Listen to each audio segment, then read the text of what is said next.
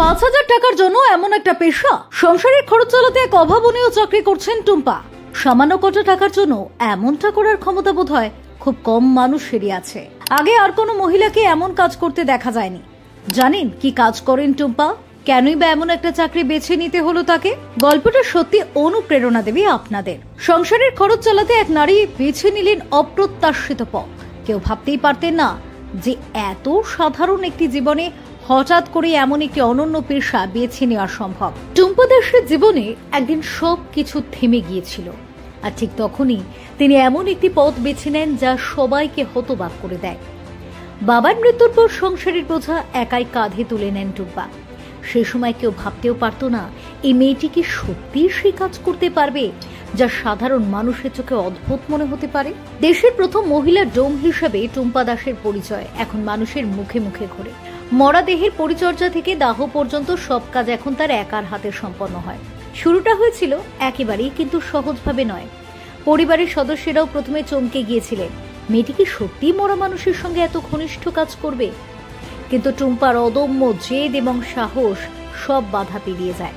তিনি জানতেন এই পথই একমাত্র উপায় তার ভাই বোনের পড়াশোনা চালানো এবং পরিবারের খরচ সামলানো। বাবার মৃত্যুর পর একাই কাঁধে নিলেন সমস্ত দায়িত্ব। শুরু করেছিলেন কাঠের চুল্লিতে কাজ করে। এরপর 2019 সাল থেকে ইলেকট্রিক চুল্লির দায়িত্ব পালন করছেন।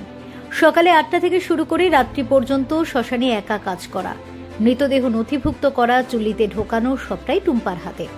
প্রতিদিন যে ঝুঁকি এবং চাপ সামলান তা সহজভাবে বোঝা যায় না।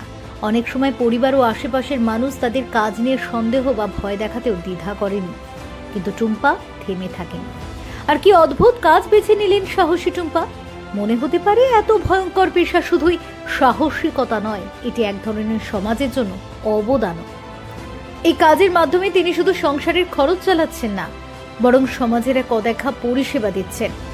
অনেক সময় মৃতদেহের পরিবার তাকে বকশিশ দেয়, তবে কাজের প্রতি তার দায়বদ্ধতা এবং সততা সব সময় তার মূল শক্তি। ৫,০০০ টাকার বেতনের জন্য কি সত্যি এত সাহসী হতে হয়? টুম্পা প্রমাণ করেছেন মানুষের জীবনে সাহস ও দায়িত্বের মিশ্রণ কতটা গুরুত্বপূর্ণ। তার 29 বছর বয়সে এই কাজকে বেছে নেওয়া নিজের জেদ এবং স্বাধীনতার ইচ্ছার প্রমাণ। বিয়ের জন্য অনেক প্রস্তাব এসেছে, কিন্তু তার শর্ত একটাই, যিনি তাকে ভালোবেসে গ্রহণ করবেন শুধু সেই ব্যক্তি তার সঙ্গে বিয়ে করবেন। নিজের পরিচিতি এবং সম্মানকে বিসর্জন দেওয়া তার পক্ষে সম্ভব নয়।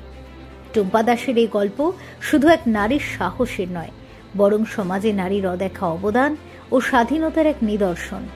পুরন্দরপুর থেকে শুরু করে দেশের নানা প্রান্তে এমন নারীরা নিঃশব্দে বিপ্লব ঘটাচ্ছেন এবং তারা প্রমাণ করছেন নারীর শক্তি শুধু নিজের পরিবারের জন্য নয়, সমাজের জন্য এক অনন্য উপহার। ফিউরো রিপোর্ট, টক টু টাইম।